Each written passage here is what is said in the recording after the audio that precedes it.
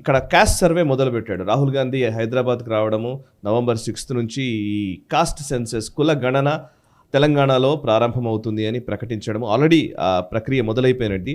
So Telangana కుల గణనలో మొట్టమొదట అంటే బేసికల్లీ బీహార్ చేసింది. సో ఇప్పుడు తెలంగాణ కాంగ్రెస్ తరపు నుంచి కాంగ్రెస్ నిర్వహిస్తున్న కులగణనకి ఇప్పుడు తెలంగాణ మొదటి పాయింట్ అవుతున్నట్టుగా కనబడుతుంది, మొదటి రాష్ట్రం అవుతున్నట్టుగా కనబడుతోంది. సో రేవంత్ రెడ్డి అండ్ రాహుల్ గాంధీ ఇద్దరు, రాహుల్ గాంధీ మాట ఇచ్చాడంటే అది శాసనం అని రేవంత్ రెడ్డి చెప్పారు.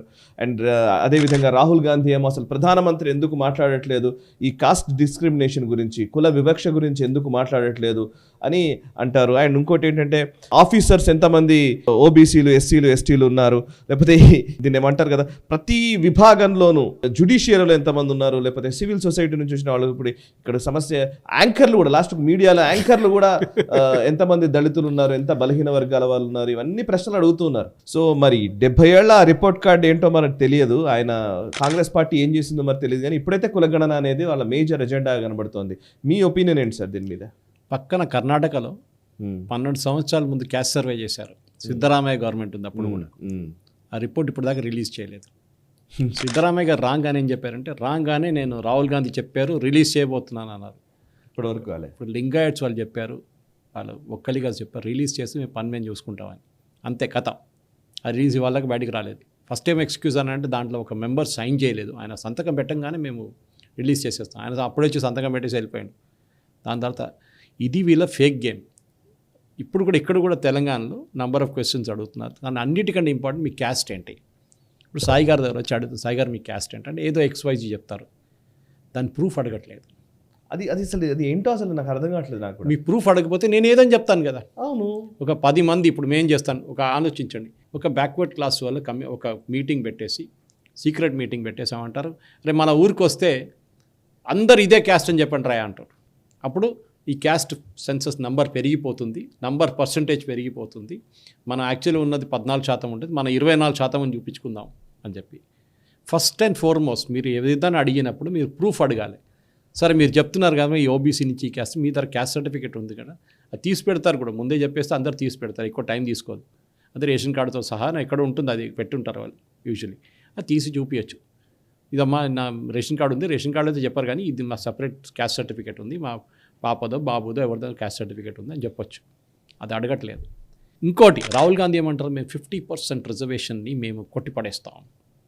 ఈ 50% రిజర్వేషన్ వచ్చింది కాంగ్రెస్ హయాంలో, సుప్రీంకోర్టు మ్యాండేటెడ్ రిజర్వేషన్. కరెక్ట్. అప్పుడు ఎందుకు కొట్టిపడలేదు? అప్పుడే మీకు గుర్తు రాలేదు అదంతా? ఓబీసీలో యాంకర్గా టీవీ ఛానల్స్లో లేదని చెప్పారు కదా. TV channel anchors first of all reply చేయాలి దాని గురించి. ఎంత అసలు ఇప్పుడు పద్మశ్రీలు యూపీఏ హయాంలో పద్మశ్రీలు వచ్చిన రాజ్దీప్ సర్దేశాయ్ ఎవరు, బర్ఖాదత్ ఎవరు పద్మశ్రీ ఇచ్చారు, అదే కదా. కరణ్ థాపర్ ఎవరు, శేఖర్ గుప్తా ఎవరు, అదే అంటున్నా. వీళ్ళందరికీ ఇచ్చినప్పుడు మీ ఆస్థాన యాంకర్లే కదా. అంటే ప్రైవేట్ సెక్టర్లో కూడా రిజర్వేషన్స్ కావాలంటున్నారు. అది ఎప్పుడే కర్ణాటకలో అని చెప్పగానే పెద్ద గొడవ అయింది అక్కడ. అంతే బంద్ చేసి పడేసారు. ఎవడు ఏం లేదు అట్లా ఏం లేదు, చేయబోతున్నాం. ఇది రాహుల్ గాంధీది డ్రామా. ఇది ఆయన హర్యానాలో కూడా ట్రై చేశాడు, బీహార్లో ట్రై చేశాడు.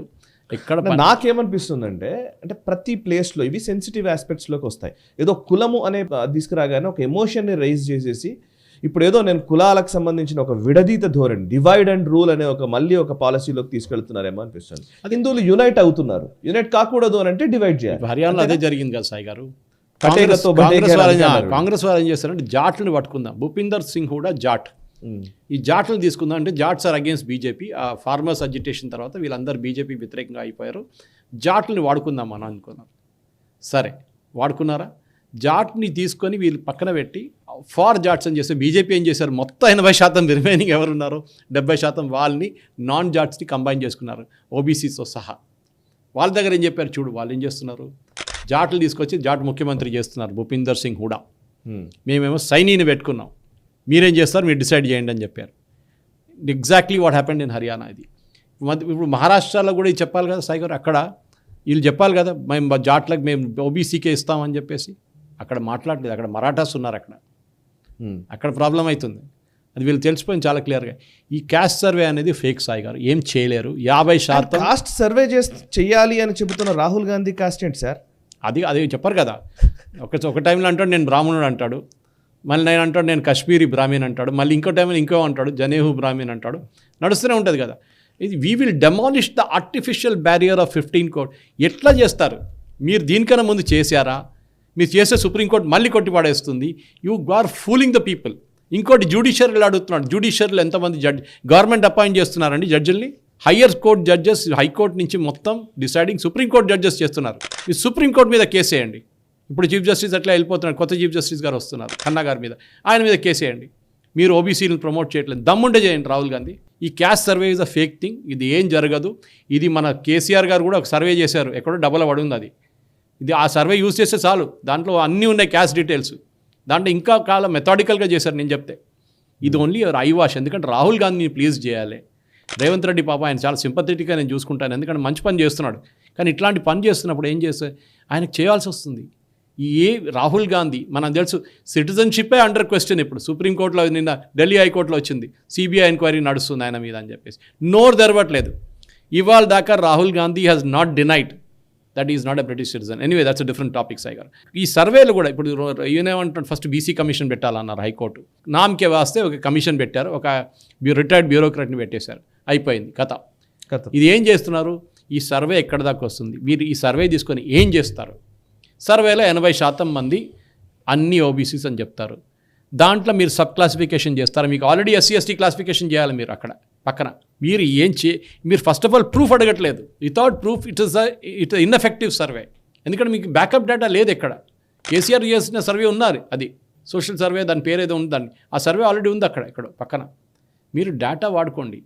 మన బీహార్లో చూసాం, సుప్రీంకోర్టు చెప్పారు మీరు ఏమైనా చేసుకోండి, కానీ 50% అయితే పోదు, 50% ఉంటుంది.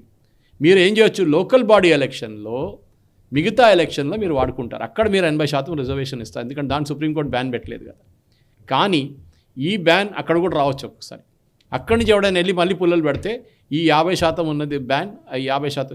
దానికోసం Modi government economically weaker section తీసుకొచ్చినప్పుడు సాయి గారు 60% అయింది యాక్చువల్లీ రిజర్వేషన్, 50 + 10 అయింది. కానీ ఏం చేశారు మోదీ గవర్నమెంట్, 10% పెంచారు టాప్ లెవెల్లో. అంటే కాలేజీలో 500 సీట్లు ఉంటే 10% రిజర్వేషన్ పెట్టినప్పుడు ఈడబ్ల్యూఎస్కి 600 సీట్లు చేశారు. సీట్లను లేకుంటే 550 చేశారు. ఇందులోనే పంచలేదు. వాళ్ళ రిజర్వేషన్ అట్లా ఇనిషియల్లీ అదే చేశారు. మోదీ గారు తీసుకొచ్చిన వీళ్ళందరూ కాంగ్రెస్ వాళ్ళు చెప్పారు, మోదీ గారు మీరు రిజర్వేషన్ తీసుకెళ్ళిపోతున్నారు, చూడండి అని చెప్పేసి.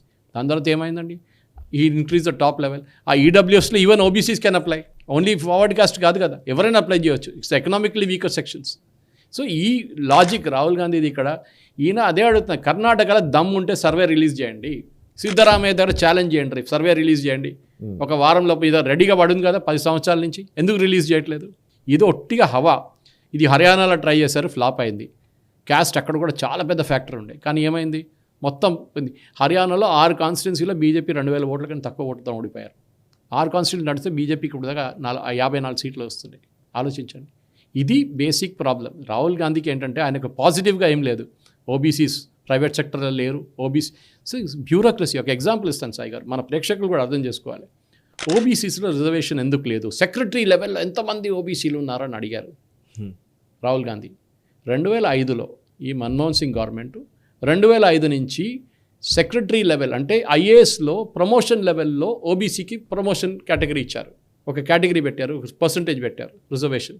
ఆ టైంలో ఆ ఐఏఎస్ ఆఫీసర్, ఎంట్రీ చేసిన ఐఏఎస్ ఆఫీసర్ ఎంత ఉంటాడు? 24 సంవత్సరాలు ఉంటాడు. 23-24 ఇయర్స్ ఏజ్ ఉంటుంది ఆయనకి.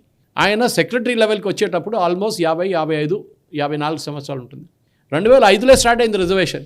మనం 2025కి వచ్చాం, 20 ఇయర్స్. అంటే the guy who joined at 24 is only 44 now, maximum 50. అని ఇంకా సెక్రటరీ లెవెల్కి రాలేదు. సెక్రటరీ లెవెల్కి అందరికి ఒకటేసారి ప్రమోషన్ వస్తుంది, ఫుల్ సెక్రటరీ లెవెల్కి. Delhi level I'm talking of. ఆ సెక్రటరీ లెవెల్కి రావాలంటే you should be somewhere around the age of retirement కన్నా కొంచెం ముందుకు వస్తుంది. అది అంతే, కొంచెం 3-4 ఇయర్స్ ముందు వస్తుంది సాయి గారు. తప్ప ఎట్లా వస్తారండి బ్యూరోక్రసీలో? మీకు తెలియదా రాహుల్ గాంధీ ఇది ప్రాసెస్? అది లేదు, బీజేపీ వాళ్ళ తప్పు కూడా. BJP should counter this, saying that you made the mistake, మీరు చేసిన తప్పు. సుప్రీంకోర్టులో, హైకోర్టులో జడ్జిలు ఎట్లా ఓబీసీకి వస్తారు? మీరు సుప్రీంకోర్టు జడ్జెస్ దగ్గర అడగండి. You question the supreme court, why are you questioning Modi government? Modi గవర్నమెంట్కి జడ్జ్ అపాయింట్మెంట్లో అసలు ఏ రోల్ లేదు. At state level state government appoint చేస్తారు. మీరు చెప్పండి రేవంత్ రెడ్డి దగ్గర, రేపటి నుంచి 80% మంది జడ్జెస్ రిక్రూట్మెంట్ స్టేజ్లోనే, ఏది డిస్ట్రిక్ట్ లెవెల్ నుంచి వచ్చే జడ్జెస్ని కూడా 80% ఓబీసీలు ఉండాలని పెట్టమని చెప్పండి. అప్పుడు చూడండి హైకోర్టు కొట్టిపడేస్తుంది అది రూల్. ఇది ప్రాబ్లం వీళ్ళది. సో ఈ రాహుల్ గాంధీ వచ్చి మళ్ళీ ఇదే కథ చెప్పినప్పుడు ఇదే కాన్స్టిట్యూషన్ దానికోసం ఎప్పుడు చెప్తుంటారు సాయి గారు. ఇవాళ పొద్దున కూడా నేను చాలామంది ఇప్పుడు 6 డిబేట్లు చేసి వస్తున్నాను నేను పొద్దున్న నుంచి. ఈ 6 డిబేట్లు ఇదే అడిగారు అందరు. మోదీ గారి క్యాంపెయిన్ ట్రంప్ గారి క్యాంపెయిన్ ఏమైనా ప్యారలల్ ఉందా అని అడిగారు. ఎస్, నేను రాత్రి నిన్న ఫేస్బుక్లో రాశాను, మోదీ విల్ డెస్ట్రాయ్ డెమోక్రసీ అని రాహుల్ గాంధీ చెప్పారు. అక్కడ కమలా హ్యారిస్ అని చెప్పింది Trump is destroying democracy. Same Modi is a dictator, Kamala Harris అని చెప్పింది Trump is a dictator. Okay, ఈయన వచ్చి మైనారిటీస్ని మొత్తం ఫినిష్ చేసేస్తారు అని కమలా హ్యారిస్ చెప్పింది. అంటే ప్యాలెస్టీనియన్స్ మిగతా వాళ్ళు అందరు. ట్రంప్ ఓపెన్గా చెప్పాడు అది. అయితే ఈయన అందరు ఇంటికి పంపిస్తా అన్నాడు. మోదీ మైనారిటీస్ని కొడుతున్నాడు. మోదీ మీద ఫేక్ కేసు వేశారు 2002లో. అక్కడ ట్రంప్ మీద కేసు వేశారు ఫెలాన్ అని చెప్పేసి. ఈ ప్యారలల్స్ చాలా ఉన్నాయి. ఇంకోటి మీడియా బిల్డప్, CNN లాంటి ఛానల్స్ అంతా అయిపోయింది. కమలా హ్యారిస్ గెలిచేసింది 54%, Modi Trump is only 46%, neck and neck race some cases అంటున్నారు. లాస్ట్ 7 స్వింగ్ స్టేట్స్ కూడా ట్రంప్ తీసుకెళ్ళిపోయాడు. 20 years నుంచి no Republican president has got a majority. Sai గారు, నేను ఎందుకు మాది తీసుకొస్తున్నా అంటే ఒక కంపారిజన్ ఇవ్వడానికి ఈ ఇష్యూతోని. ఈ సర్వేలో only to brain wash and I wash people అంతే, ఇంకేం లేదు. టీచర్లు వాడుకుంటున్నారు సాయి గారు. స్కూల్లో చదువు చెప్పాల్సిన గవర్నమెంట్ టీచర్లు ఇప్పుడు ఎగ్జామ్ వస్తున్నాయి, ఎగ్జామ్ అంతా పక్కన పెట్టి హాఫ్ ఇయర్లీ ఎగ్జామ్ దాన్ని ఇడిసేసి అసలే గవర్నమెంట్ స్కూల్లో ఎవరు లేరని చెప్పేసి ఇప్పుడు ఆల్రెడీ తెలంగాణ గవర్నమెంట్ నిన్న ఒక రిపోర్ట్ వచ్చింది నిన్న సెంట్రల్ లెవెల్ నుంచి. తెలంగాణలో అన్నిటికంటే we should debate that also in this. So ఈ పరిస్థితిలో డెఫినెట్గా ఈ సర్వేలో at the end of the day nothing will happen. ఒక నంబర్ వస్తుంది బయటికి, దానికన్నా ఎక్కువ వీళ్ళు ఏం చేయలేరు సాయి గారు. ఈ వీడియో మీకు నచ్చినట్టయితే లైక్ చేయండి, 10 మందికి షేర్ చేయండి. అలాగే కామెంట్ల రూపంలో మీ అభిప్రాయాలను మాతో పంచుకోండి. Nationalist hub group of channels ను సబ్స్క్రైబ్ చేసుకుని తెలుగునాట జాతీయవాద జర్నలిజాన్ని ప్రోత్సహించండి. ఈ వీడియో కింద ఉన్న బెల్ ఐకాన్ పై క్లిక్ చేయడం మర్చిపోవద్దు.